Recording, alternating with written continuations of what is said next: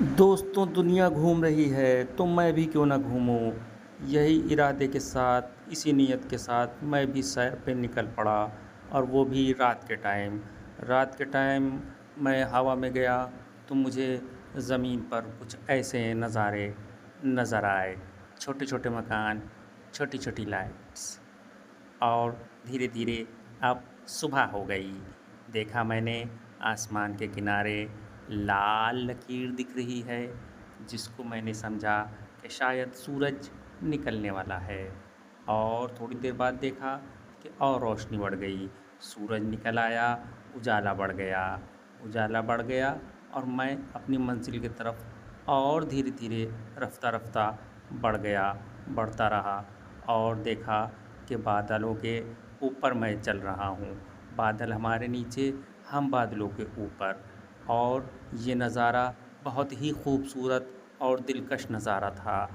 اور اندر دھنش دھیرے دھیرے کم ہو رہا تھا، اور دیکھا نیچے ہمارے بادل کا ایک بہت بڑا ٹکڑا نظر آ رہا ہے، جس میں شاید پانی بھی ہے، اور اب ہم اس بادل کے اندر جانے والے تھے کیونکہ ہمارا پلین لینڈ ہونے والا تھا، اور ہم بادلوں کی طرف دھیرے دھیرے بڑھتے رہے، اور آخر وقت وہ بھی آ گیا جب ہم بادل کے درمیان پہنچنے ہی والے تھے،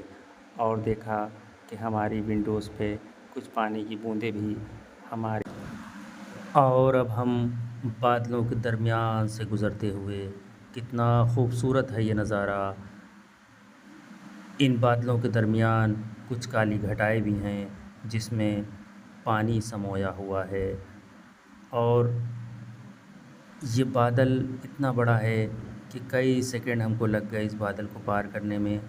ہر طرف دھواں ہی دھواں، کچھ نظر نہیں آ رہا تھا، بس ہماری فلائٹ لینڈ کرنے ہی والی تھی کہ اب نظارہ دکھا مجھے ممبئی کی سرزمین کا، کتنا خوبصورت ہے یہ نظارہ، آپ دیکھ سکتے ہیں ورلی ممبئی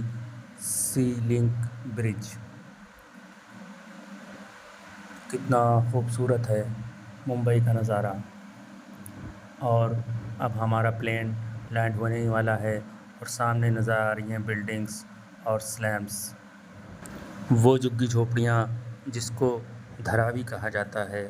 یہ دھراوی ایک ایسا سنگم ہے جہاں ہندو، مسلم، سکھ، عیسائی سب مل کر رہتے ہیں، ایک دوسرے کے کام آتے ہیں اور کاروبار کرتے ہیں، لیکن چند امیروں کی نظر میں یہ سرزمین کھٹکنے لگی ہے، یہ ایکتا کھٹکنے لگی ہے،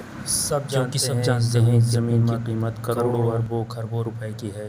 اور کچھ بھومافیا اس زمین کو اپنے مفاد کے لیے بیچنا چاہتے ہیں، میں ان کی سخت مذمت کرتا ہوں، میں اپنی منزل پر پہنچ چکا ہوں، خدا آپ کو شاد رکھے، آباد رکھے، انشاءاللہ پھر ملاقات ہوگی، خدا حافظ، فقط و سلام۔